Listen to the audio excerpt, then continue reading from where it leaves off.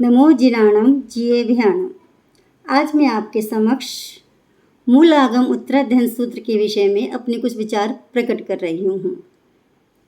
जिस प्रकार अन्य धर्मों के अंदर ईसाइयों में बाइबल, इस्लाम धर्म के अंदर कुरान और हिंदू धर्म के अंदर भगवत गीता का सर्वोत्कृष्ट स्थान है, उसी प्रकार से हमारे जैन धर्म के अंदर उत्तराध्ययन सूत्र को जैन गीता के नाम से पुकारा गया है। क्यों? क्योंकि ये मूलागम है। मूलागम अर्थात जिस प्रकार से वृक्ष का मूल दृढ़ होता है तो वे चिरकाल तक टिका रहता है और मधुर फल देता है, और उसी प्रकार से जैन आगम के अंदर 4 मूलागम हैं: दशविकालिक सूत्र, उत्तराध्ययन सूत्र, नंदी सूत्र और अनुयोग द्वार सूत्र, जिनके पठन श्रवण से जीवात्मा का संयुक्त वृक्ष का मूल दृढ़ होता है। श्रवणाचार के मूल गुण, महाव्रत, समिति आदि का निरूपण है। उत्तराध्ययन सूत्र उत्तर जमा अध्ययन अर्थात जिसमें सभी अपनी समस्याओं के समाधान का उत्तर प्राप्त होता है, और किसी एक आगम को पढ़ने के पश्चात उत्तराध्ययन सूत्र का अध्ययन किया जाता है। अब उत्तराध्ययन सूत्र को पढ़ने वाला अधिकारी कौन है? कौन इसको पढ़ सकता है? तो श्रीमद् राजचंद्र जी ने बताया है कि किसी भी आगम साहित्य को पढ़ने में 4 प्रकार की सामग्री प्राप्त होती है, यानी अनुयोग। दर्वानुयोग को किसको पढ़ना चाहिए? जिस जीवात्मा का मन शंकाशील हो, स्वर्ग नरक लोक अलोक है या नहीं, उसे दर्वानुयोग शास्त्रों का अध्ययन करना चाहिए। और चरणानुयोग, जो जीवात्मा प्रमादी है उसे महाव्रत, अणुव्रत, योग, समिति आदि चरणानुयोग संबंधी शास्त्रों का अध्ययन करना चाहिए। धर्मानुयोग, यानी कषाय युक्त जीवात्मा को धर्म कथानुयोग शास्त्रों का अध्ययन करना चाहिए, जिससे उनके कथानक को पढ़कर संयम में अग्रसर हो सके। जैसे हरिकेशी, समुद्रपालीय आदि कथानक उत्तराध्ययन सूत्र में प्राप्त होते हैं। गणितानुयोग शास्त्र, जड़ता से ग्रस्त जीवात्मा को इसका अध्ययन करना चाहिए। अब उत्तराध्ययन सूत्र जो है आकार और विषय वस्तु से बहुत विस्तृत है। इसमें 36 अध्ययन हैं, 16,382 श्लोक और 81 सूत्र हैं।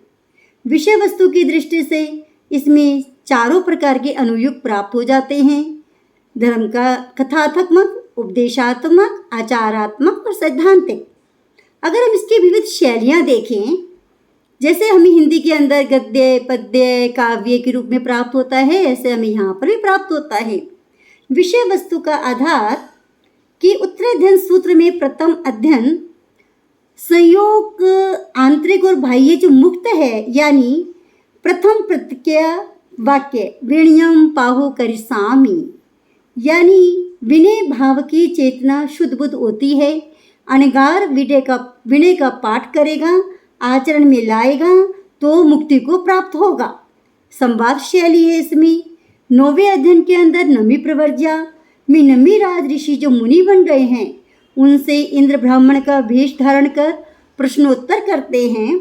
नमी राज ऋषि का संदेश है: एगो में सा सव अप्पा नान दंसन संजुतो सैसा में भैरा भावा सब्वे संजोग लखना। ये शाश्वत आत्मा ही मेरा है, बाकी सब बाहरी हैं। अन्य पदार्थों से भय शोक है, सौम्य आनंद है। 12वें अध्ययन में चंडाल जाति में उत्पन्न हरिकेशी अनगार के तप की महिमा का उनके ब्राह्मणों के साथ संवाद हुआ है। जाति के बदले गुण कर्म की महत्ता है। 13वें अध्ययन में चित्र सम्मोत्य में चित्तमुनि और ब्रह्मदत्त मुनि चक्रवर्ती के 6 भवों के संबंध का और चित्तमुनि द्वारा दिए गए उपदेश का वर्णन है। 19वें अध्ययन में हम देखते हैं मृगपुत्रीय। मृगपुत्र का माता पिता के साथ संवाद है। संयम की दुष्टता और दुर्गति के दुखों का हृदयकारक निरूपण है। हमें 20वें अध्ययन में मां निर्गंथीय में अनाथी मुनि और राजा श्रेणी का संवाद चलता है। अनाथ और सनाथ कौन है? षट जीविकाए, जीव का रक्षण करने वाला सनाथ है।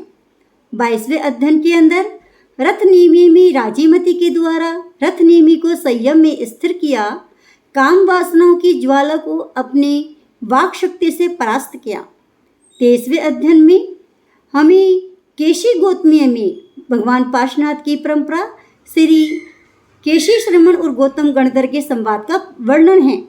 चातुर्याम धर्म से पंच याम धर्म स्वीकार कर गौतम गणधर के संग में हरिकेशी जी सम्मिलित हुए। दूसरा आता है कथात्मक शैली, यानी 18वें अध्ययन संजय में राजा संयति का वर्णन है। राजा सब शिकार के लिए गया तो गर्दभाली मुनि से भेंट हुई। मुनि के उपदेश से राजा को बोध की प्राप्ति हुई, दीक्षा को धारण किया। इसमें चक्रवर्ती बलदेव आदि का वर्णन है। इसमें तर्क शैली भी प्राप्त होती है। जैसे 10वें द्रुमपत्रक अध्ययन से गौतम के माध्यम से प्राणी मात्र को 37 बार दोहराया गया कि संयम गोयम मां पमाए, क्षण मात्र भी प्रमाद मत करो। धीरे धीरे काया के सभी अंग शिथिल हो रहे हैं, आयु अस्थिर हैं। 29वें अध्ययन में सम्यक पराक्रम अध्ययन से 73 प्रकार के प्रश्नोत्तर द्वारा आध्यात्मिक विकास का सुंदर क्रम निर्देशित है। स्वाध्याय करने से ज्ञानावर्ण क्रम का क्षय होता है। इससे तर्क पूर्ण उत्तर सुधर्म स्वामी के द्वारा जम्बू स्वामी को दिए जाते हैं। जीवन के आध्यात्मिक ऊर्ध्वारोहण होता है। दृष्टांत एवं उदाहरण शैली, दोनों उपमा और दृष्टांत अलंकार के भेद हैं। सिद्धांत की पुष्टि हेतु स्थान स्थान पर अनेक दृष्टांत का प्रयोग भी किया गया है। इससे कथन में सरसता आती है, रोचकता आ जाती है। यह संक्षेप में उत्तराध्ययन के उपमा एवं दृष्टांत का दिग्दर्शन किया गया है। जहाँ सुनी पुई करनी, यानी सड़े कानों वाली कुतिया की तरह अविनीत हर जगह से निकाला जाता है। विनीत शिष्य वही है जो इंकित इशारे से ही अपने गुरु की बातों को समझे और उस मार्ग पे चले। भारण पक्षी व चरयपमतो, यानी बुद्धिमान भारण पक्षी की तरह अप्रमादी विचरे। जिस प्रकार भारण पक्षी के 2 मुख होते हैं तो वो सचेत रहता है सोते हुए भी, क्योंकि एक जागता है तो एक सोता है। तो मुझे क्या करना है क्या नहीं, इच्छा हो आकाश अनंत्या। ये वाला सिद्धांत तो वर्तमान काल के अंदर बहुत ही इम्पॉर्टेंट है, क्योंकि आज इच्छाएं अनंत हैं, अपरंपार हैं, जिसके कारणवश वे अनैतिक कार्यों को कर जाते हैं। इसलिए समझिए, दुम पत्ते है पंडुई है जहाँ। मनुष्य का जन्म जो है वृक्ष के पीले पत्तों की तरह है। जिस प्रकार से पीला पत्ता स्वयं में गिर जाता है, इसी प्रकार से बचपन, जवानी और बुढ़ापा के बाद में कब जीवन का अंत हो जाए पता ही नहीं चलता कि जवानी भी प्राप्त होए या ना हो। काल का खेल अनोखा है। जा या किम्पाक फल मनोरमा, जैसे किम्पाक फल खाने में मधुर किंतु परिणाम में घातक होते हैं, वैसे ही ये काम भोग हैं। इसी प्रकार से उत्तराध्ययन सूत्र के 36 अध्ययन की विषय सामग्री हम जीवात्माओं के लिए प्रज्ञा चक्षु है। 34वें अध्ययन लेशिया भावों को जानने का पैरामीटर है। षटकायिक जीवों का भाव लेशिया ही शुभ अशुभ कषाय व योग से होती है। ये सब लेशियाओं का तो खेल है कि साधु साध्वी, श्रावक श्राविका, प्रोफेसर गरीब अमीर, विनीत वे अविनीत विपरीत परिस्थितियों में कैसे संयमित रहे, क्योंकि अगले जन्म की गति का कारण यही है। जीवा जी विभक्ति में शरीर और आत्मा के संयोग से संसारी और कर्मों से मुक्त सिद्ध होते हैं।